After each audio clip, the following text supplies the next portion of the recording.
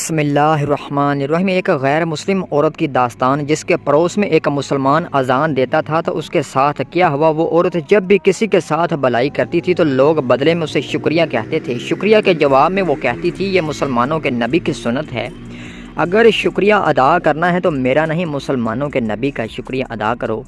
لوگ اس غیر مسلم خاتون کے منہ سے یہ الفاظ سن کر حیران رہ جاتے تھے۔ وہ ہیمسٹن کے انتہائی پوش علاقے میں رہتی تھی، ایک ایسا علاقہ جہاں کوئی پڑوسی اپنے پڑوسی کو نہیں جانتا۔ ایسے علاقے میں اس کے اعمال کی وجہ سے اسے سڑکوں پر بھیک مانگنے والا ہر بیکاری تک جانتا تھا، ہر وہ انسان جانتا تھا جس کی مجبوری میں وہ اس کے اور ایک ایسے وقت میں کام آئی تھی جب اس انسان کے پاس اور کوئی وسیلہ نہیں ہوتا تھا۔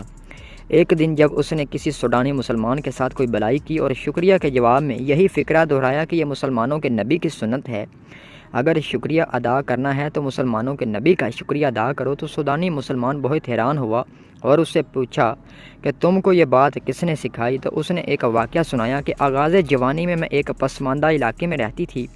جس عمارت میں رہتی تھی وہاں چند ایک مسلمان تھے، ایک پاکستانی مسلمان بھی تھا جو انتہائی مذہبی تھا۔ باقیوں کی طرح وہ کبھی بھی میرے ساتھ کبھی زیادہ قریب نہیں ہوا تھا۔ میں نے اپنے انداز میں اسے دعوت گناہ بھی دی تھی لیکن اس نے رد کر دی تھی۔ میرے اندر اس کے لیے نفرت کا ایک جذبہ سا بن گیا تھا اور میں اسے کسی نہ کسی طرح تنگ کرنا چاہتی تھی، مختلف مواقع پر کرتی بھی رہتی تھی، یہاں تک کہ اس پاکستانی نے نماز کے وقت باقاعدہ اذان دینا شروع کر دی تھی۔ میں نے ایک دو بار اسے منع بھی کیا تو اس نے کہا کہ میں کوشش کرتا ہوں میری آواز میرے کمرے تک ہی محدود رہے، لیکن کبھی کھڑکی کھلی ہونے کی وجہ سے باہر گیلری میں سے آواز چلی جاتی تھی۔ میں اس کے لیے معافی چاہتا ہوں۔ میں نے اسے کہا کہ تمہیں معافی ایک ہی صورت میں مل سکتی ہے کہ تم اذان نہ دیا کرو، لیکن اس نے میری بات نہ مانی۔ میں نے ایک دو بار اس کی اذان ریکارڈ کی اور پھر پولیس میں اس کی کمپلین کر دی اور میں نے بتایا کہ میں اس وجہ سے تنگ ہوتی ہوں، میرے سکون میں خلل آتا ہے، اس کو منع کیا جائے۔ پولیس نے اس پاکستانی کو وارننگ دی لیکن وہ پھر بھی باز نہ آیا۔ البتہ اب مجھے اس کی گیلری میں آواز سنائی نہ دی، لیکن پولیس کی وارننگ پر میری تسلی نہ ہوئی تو میں نے اس کی دوبارہ کمپلین کی۔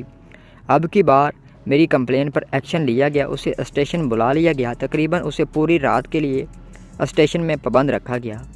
صبح جب وہ قانونی معاملات سے فارغ ہو کر اپنے گھر واپس آ رہا تھا تو میں اسے بلڈنگ کے سامنے سڑک کے کنارے اوندے منہ لیٹی ہوئی ملی۔ اس کے بجائے گھر جانے کے فوراً متعلقہ ادارے کو اس نے اطلاع دی، مجھے ایمبولینس میں ڈالا اور ہسپتال لے کر آیا۔ چونکہ ایک عمارت میں رہنے کی وجہ سے وہ میرے حالات سے اچھی طرح واقف تھا، اس کو پتہ تھا کہ میرا ایک معصوم بچہ بھی ہے اور میرا بوائے فرینڈ مجھے چھوڑ کر جا چکا ہے، اس لیے مجھے ہسپتال پہنچانے کے بعد وہ واپس آ کر میرے بچے کا پیمپر بدلا، اس کی خوراک کا انتظام کیا، میرا بچہ اپنے کسی کولیگ خاتون کے حوالے کیا، خود میرے پاس واپس ہسپتال پہنچ گیا۔ جب میں ہوش میں آئی تو اسے اپنے سامنے پایا تو مجھے حیرت کا ایک صدمہ سا لگا کہ وہ یہاں کیسے، مگر اس سے پہلے کہ میں کوئی سوال کرتی اس نے پہلے ہی مجھے بتا دیا کہ مجھے کسی طرح روڈ سے اٹھا کر ہسپتال پہنچانے والا انسان یہی ہے۔ پھر وہ میرے پاس تب تک رہا جب تک میں مکمل صحت یاب نہ ہو گئی۔ میرے بچے کے متعلق اس نے بتایا کہ وہ میرے بچے کو ایک ذمہ دار خاتون کے حوالے کر کے آیا ہے۔ جب میں صحت یاب ہوگی تو وہ میرے ساتھ میرے گھر تک آیا، لیکن میری دعوت دینے کے باوجود میرے کمرے میں نہ آیا۔ میں اس پاکستانی کی سمجھ سے بہت متاثر ہوئی اور میرے دل میں بار بار یہ سوال آتا رہا کہ میں اتنے برے رویے کے باوجود میرے ساتھ اتنی اچھائی کیوں کی، یہاں تک کہ میں نے یہ سوال اس سے کر ہی لیا اور اسے سوال ایک موقع پر پوچھ لیا تو اس نے مجھے بتایا کہ یہ میرا فرض تھا، میرے نبی کی سنت ہے، آپ میری پڑوسی ہیں اور میں آپ کے بارے میں جواب دہ ہوں۔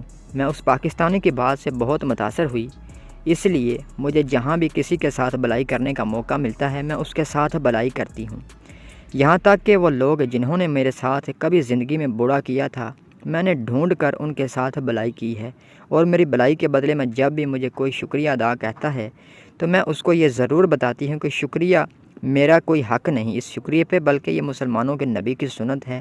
سوڈانی بتاتا ہے کہ میں اس عورت کی بات سن کر حیران رہ گیا اور میرے دل میں یہ حسرت جاگی، کاش میں اس پاکستانی مسلمان سے مل سکوں جس کے اعمال کو دیکھ کر غیر مسلم خاتون بھی اتنی متاثر ہے کہ وہ بھی نبی کی سنت پر چلنے لگی ہے، مگر چاہ کر بھی اس پاکستانی مسلمان سے نہیں مل سکا۔ اگر زندگی رہی تو میری تلاش جاری ہے کہ میں ضرور اس سے ملوں۔ سبحان اللہ، یہ ہے میرے نبی کی سنت جو ایک غیر مسلم کو بھی سیدھا راستہ دکھا دیتی ہے۔ اس طرح کی مزید انفارمیٹیو ویڈیوز کے لیے میرے چینل کو لائک اور سبسکرائب کر لیں۔ شکریہ۔